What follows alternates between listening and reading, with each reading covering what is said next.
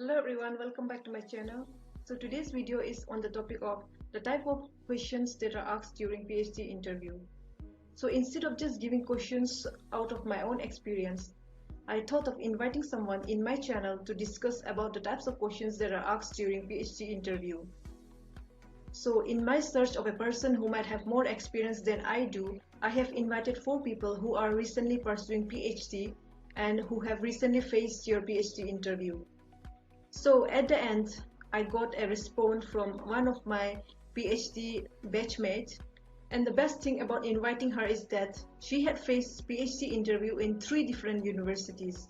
The first one is Tezpur University, and the second is Dibrugarh University, both of which are situated in Assam, and lastly in Northeastern Hill University. So from a single person, we can get information about the types of questions that are asked in PhD from these 3 universities. Thus, what can be more beneficial than this, right? Now, before diving into the main content, let me first introduce her to you all. She is Jyotismita Kalita, and at present, she is a research scholar in Northeastern Hill University, and in fact, both of us got selected in the same session. However, due to this pandemic situation, our entire coursework was carried out in online mode. Therefore, we never got the chance to actually spend time with each other.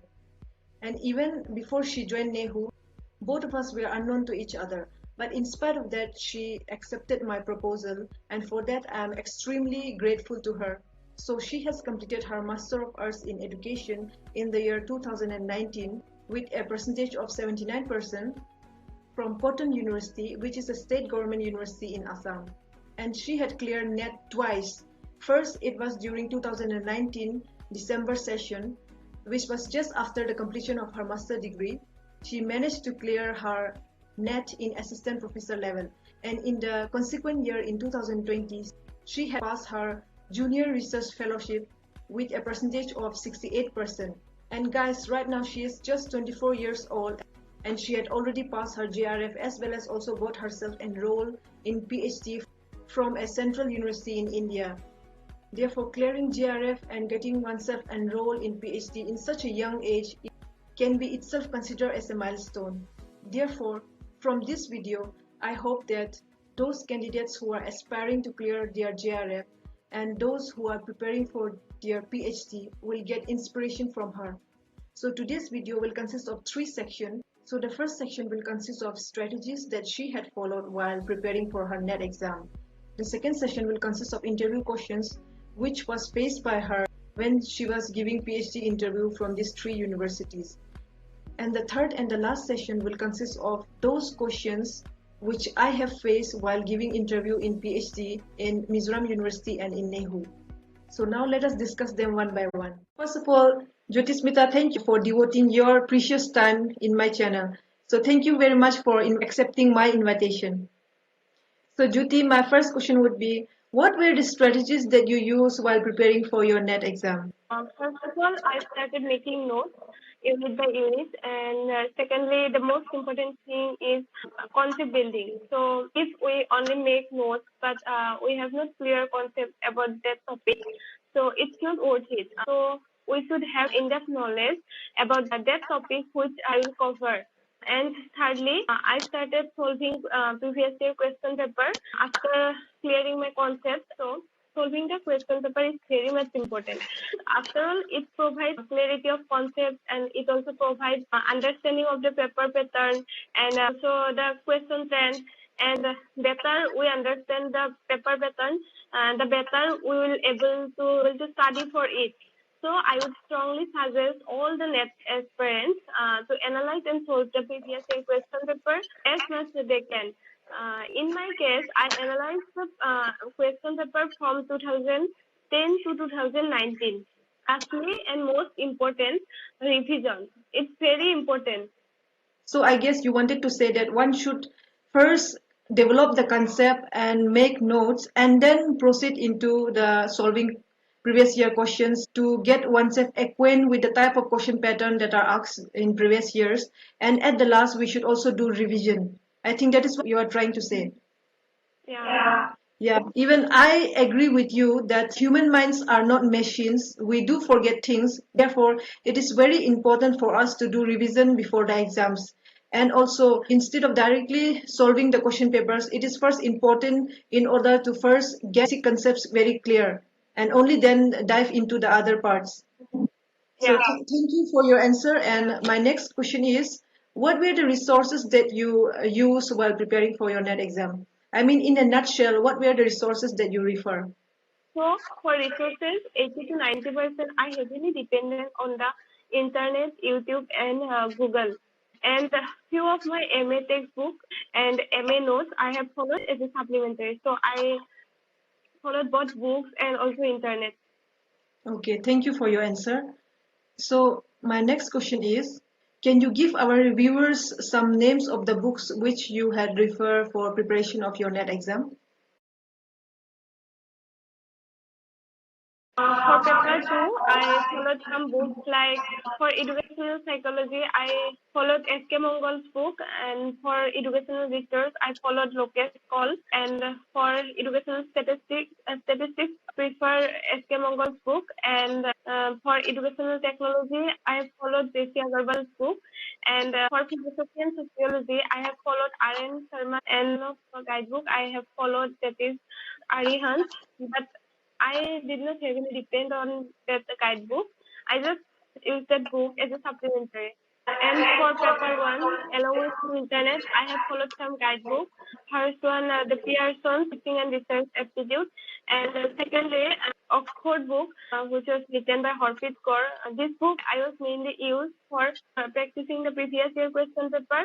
One of the advantage of that book is that they give previous year question paper at the end of each chapter from 2004 to 2019. So it was very helpful for me for practicing the previous year question paper. Thank you very much, Jyoti Smita, for answering this question because there are various aspirants trying to actually figure out what are the books that they should be following. So I guess your suggestion will also help them out. But these are not as exclusive one. You can always choose another resources as well because these are not the only resources. Yeah. So my next question is, according to you, which is better? Either it's the books or it's the online resources. So which one do you prefer? So I think Ruby both are complementary to each other. We cannot only rely on either one of them. Books are good for getting basic concepts as well as in-depth knowledge. And internet, it's also important to know the recent developments which are not usually possible to get from books. So both are complementary to each other. Yes, Jyoti, this is very true. I also agree with you that both are complementary to each other. We cannot just depend only on the books and we cannot only depend on the internet as well. It serves as a complementary to each other because when you look at the recent developments, those cannot be found in the books because it takes time for books to get printed and for new edition. And in the meanwhile, there is various development that is going on in almost every field of the subject. So my next question is, I have seen that your paper one score was relatively very high, which was I think 72%. So as we all know that paper one does not only consist of our subject matter, it is a common one. Therefore, can you please Yeah. suggest the viewers as of which were the areas that you focus more in the paper one in order to score such a good marks in paper one? Yeah, Ruby. As I come from an education background, at that time I thought that I had sufficient knowledge on teaching aptitude and research topics. So what I had focused more on were ICT, people and environment, logical reasoning, and the practical part, data interpretation, mathematical reasoning, and comprehension.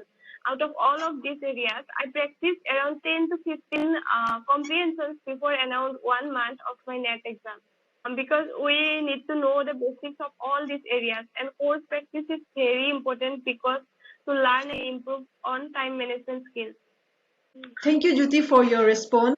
I think your answer will be helpful to those who are preparing for their NET exam so they can get some idea of which are the areas which you need to concentrate more. And it is also important to check out your strength and weaknesses areas. So as mentioned by Jyoti, her strength areas were the teaching aptitude, and those research methodologies areas. So she had also focused on the areas where she was weak at, and along with that she also did a lot of practice, especially when it comes to reasoning and data interpretation. You will also need to have practice, because when it comes to net exam, only knowing is not enough. You need to have your speed also. So in order to develop your speed, you will need to do practice.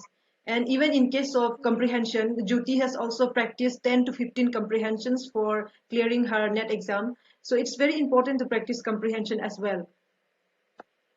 Yeah, and it was very helpful for me because earlier I used to find DIs very difficult. But when I started practicing them, I found DI very easy, and now it's cup of tea for me. So practice is very important for DI and comprehensions mainly. Thank you, Jyoti, for your answer. So now the first part is over. Now we will move on to the next part, that is the second part. So in this part, we will be asking those interview questions which Jyoti has faced during her PhD interview in the three universities. So we will first start with Tezpur University. So those who doesn't know Tezpur University, it is a central university in India, and it has been consistently ranked by NIRF as top 50 universities in India.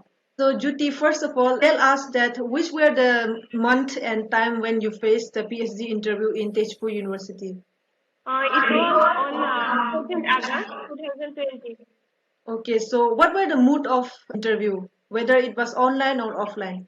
Yeah, it was conducted online mode because of COVID situation. Okay, so were there were any exempted candidate in Tezpur University for PhD?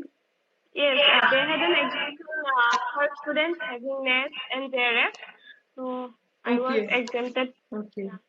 So you were among those exempted candidates. Yeah, yeah. So my next question is, what were the interview questions that they asked you in this Tezpur University? First of all, they have asked to write and submit a synopsis before the interview. And so the questions were related to the synopsis that I have prepared. And it consisted of questions related to the research topic. They asked me to give at least three objectives, and they also asked me to about the delimitation of my research topic, and they had asked me about the research method which I will use in my area. So I think submission of synopsis was compulsory for all the candidate before the interview, right? Yeah, it is compulsory for all the candidates.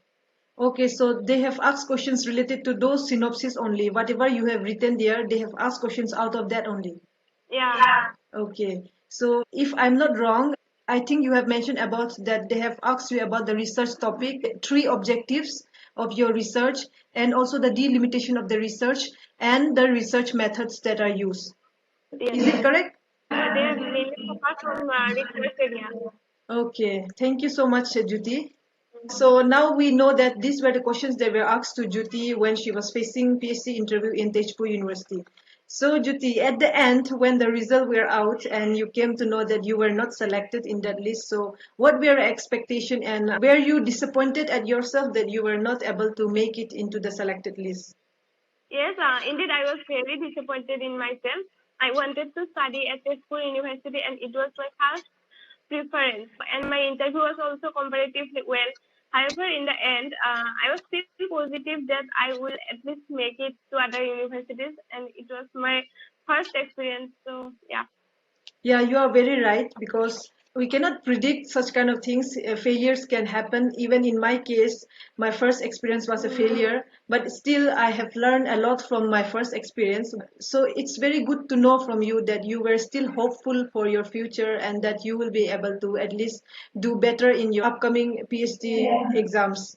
Now we will move on to the next university, which is Dibrugarh University.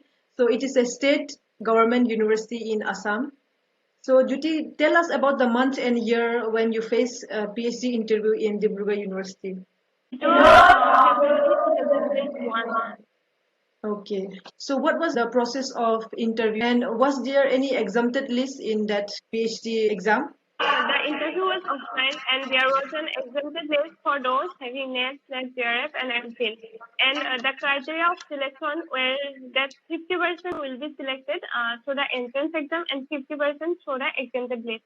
Okay. Thank you for that answer.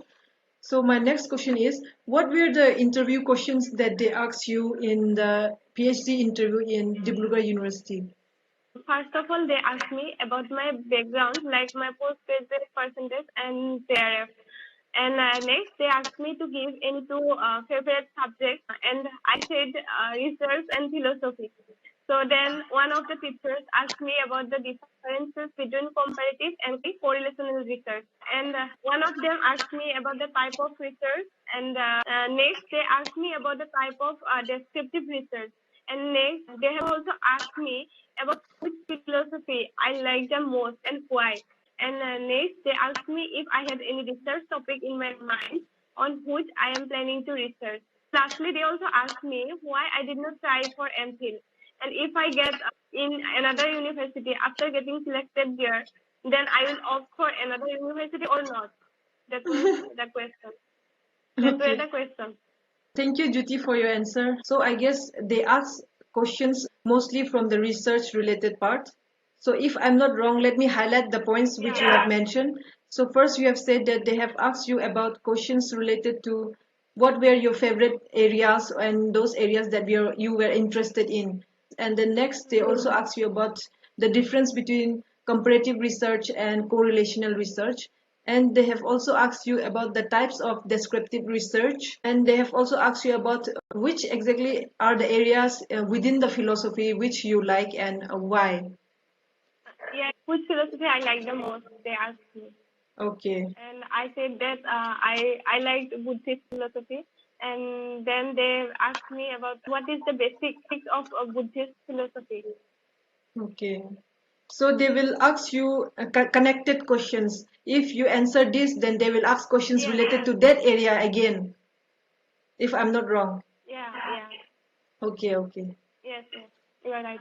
So this may mean that the questions which are asked to me may not be asked to someone else. So it will depend on what we answer, and they will ask connected questions based on that.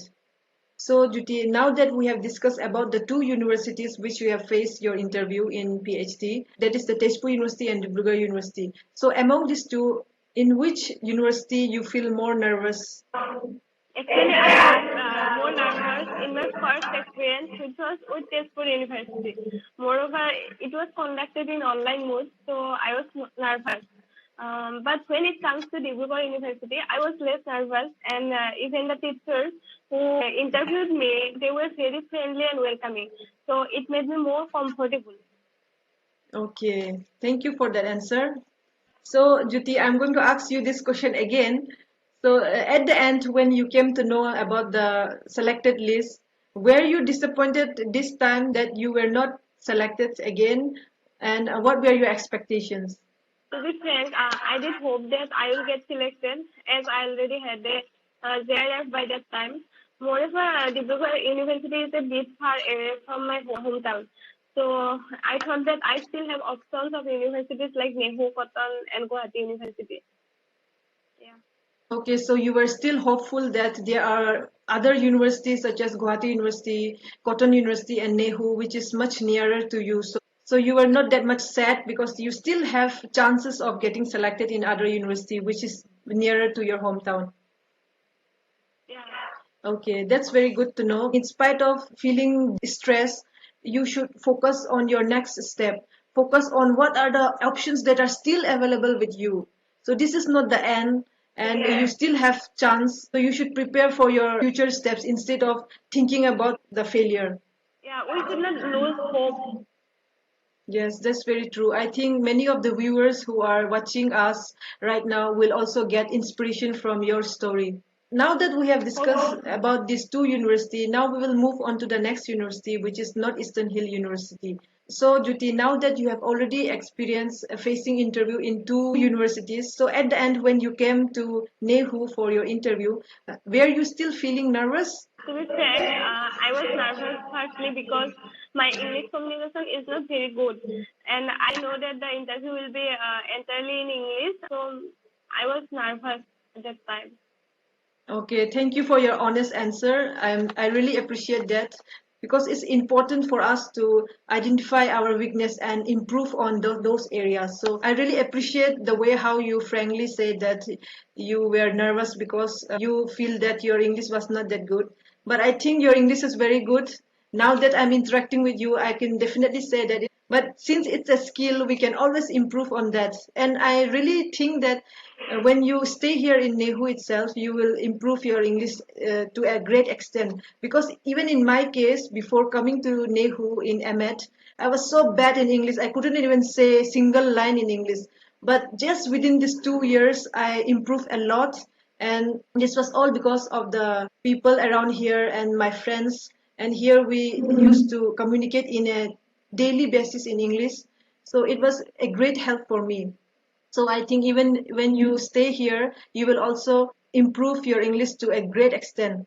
Now tell us what were the interview questions that were asked to you in Nehu. So they asked me about my interest area, and they asked me about my research topic, and also they asked me to give justification of my research topic, why I choose that topic, and they asked me to give justification.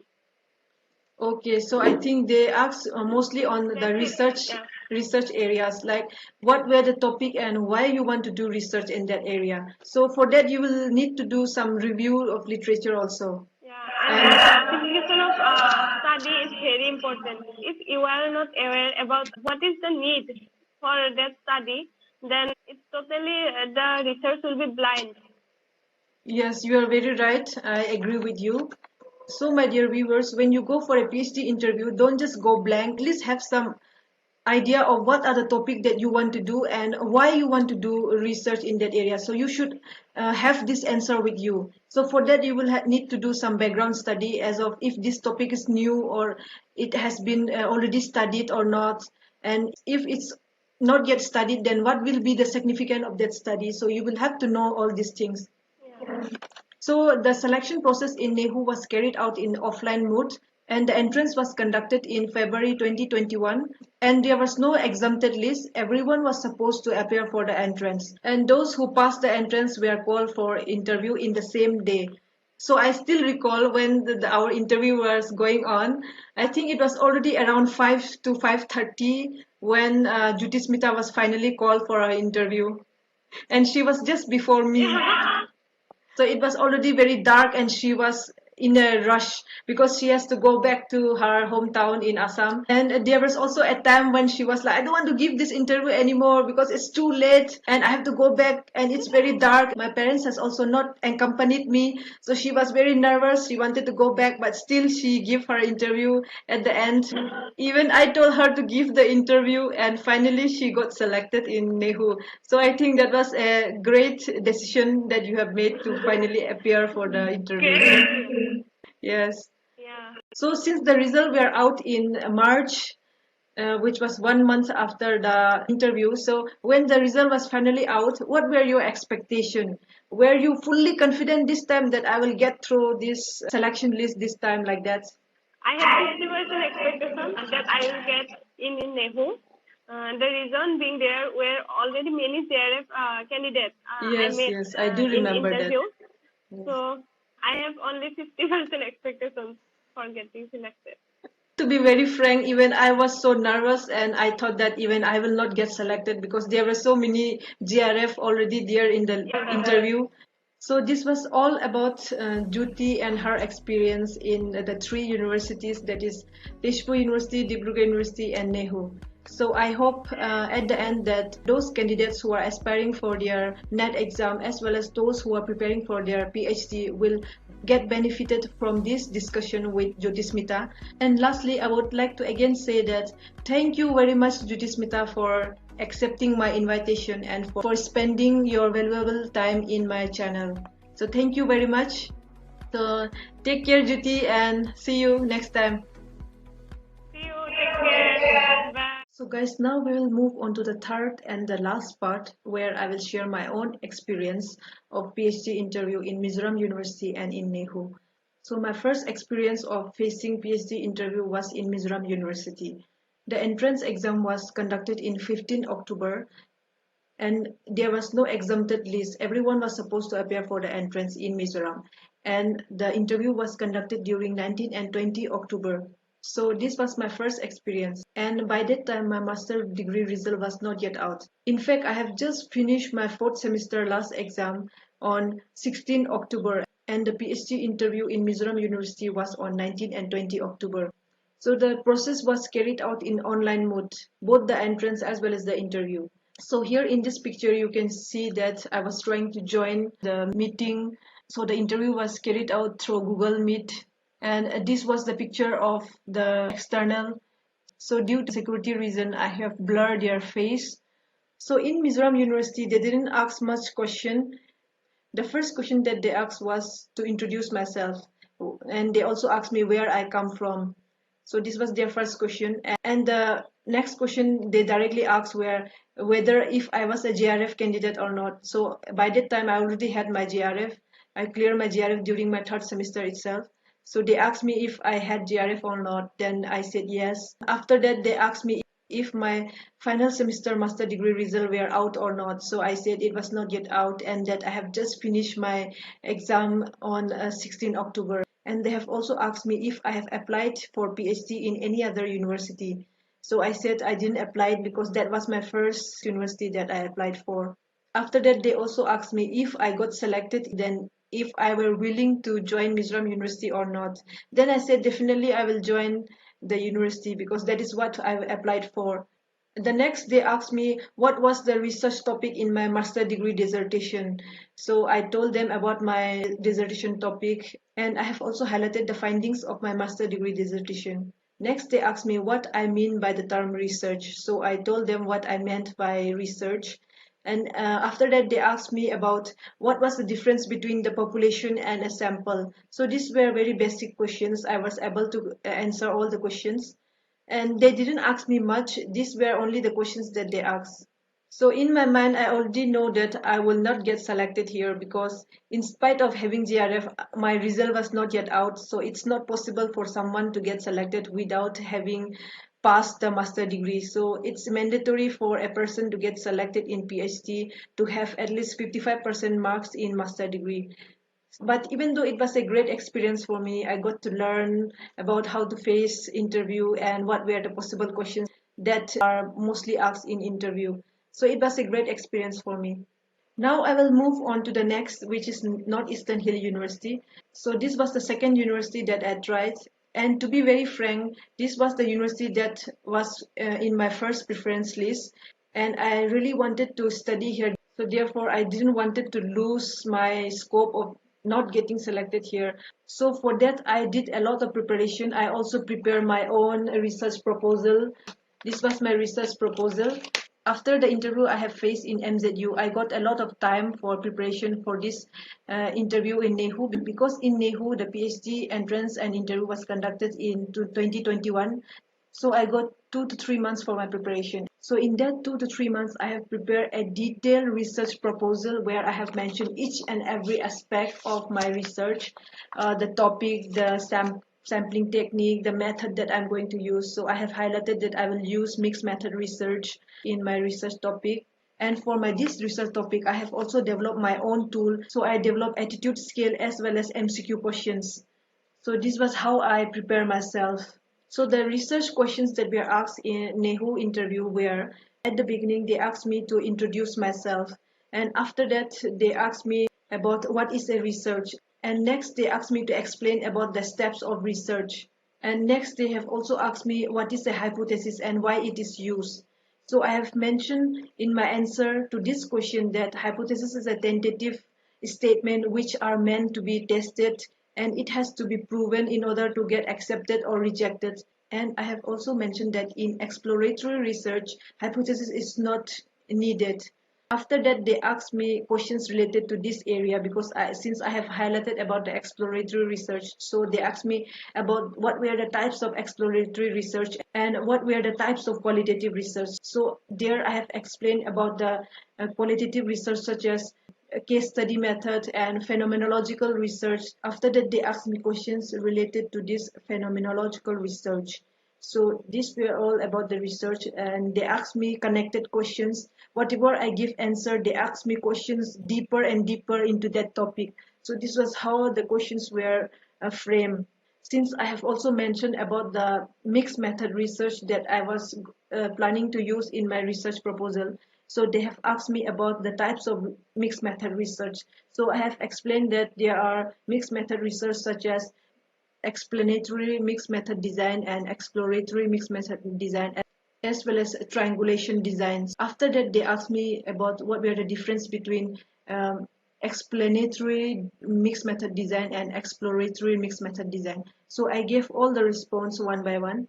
So these were the questions that they asked me. So it will depend on what kind of response you give. So the questions will be related to that only. So most of the questions asked were based on the research topic itself. They didn't ask me anything from the theoretical part. They just asked me questions related to the research itself. And at the end, they asked me like why I want to do PhD in NEHU. So for this question, I have given some positive aspect about NEHU and especially our department. Since I have also completed my master degree, that is MEd from NEHU itself, so I knew the positive aspect about the department. So I was able to give the response to this question in a very genuine way. So here I would like to highlight some points that if you are going for a PhD interview, then you should remember few things, and those are try to bring research proposal or try to make the research proposal, because it will show that you have given some dedication to your work and that you have determination to do research in that area.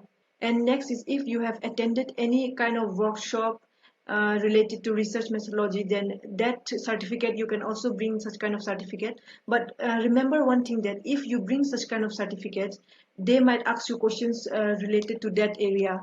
So be prepared for that. Don't bring certificates which you have no idea about. There are sometimes we attend some webinars but we don't understand the entire thing. So it's better for you to bring those certificates where you have knowledge about, because they might ask you questions related to that in order to check if you have learned something or not, or just got the certificate like that. So it's important to highlight this thing here. So before this PhD interview, I have also attended one faculty development program under Human Resource Development Center, Mizoram. So here you can see in the screen. So I have completed this 14-day faculty development program where we were also given some coursework at the end to submit the entire write-up of the 14-day session, and we were also asked to do one review of a book. So these were some of the activities that we were supposed to do at the end. So this was about the FDP that I have attended. So you can also bring such kind of certificate if you have attended any FDP or workshops. Next is if you already have any kind of publications in journals or in book chapter, then you can also bring that along with you during your interview. So that will be a positive thing about you. So these were the things that I wanted to highlight here. So I hope that this session was beneficial for you. And if you think that you have learned something from this session, then do let me know in the comment section below. And if you know someone whom you think that will get benefited from this video, then don't forget to share this video with them. And at the end, I would say that if you want to support me, then you can like this video and subscribe to my channel. So thank you guys for watching, and see you all in my next video. Till then, take care and stay safe.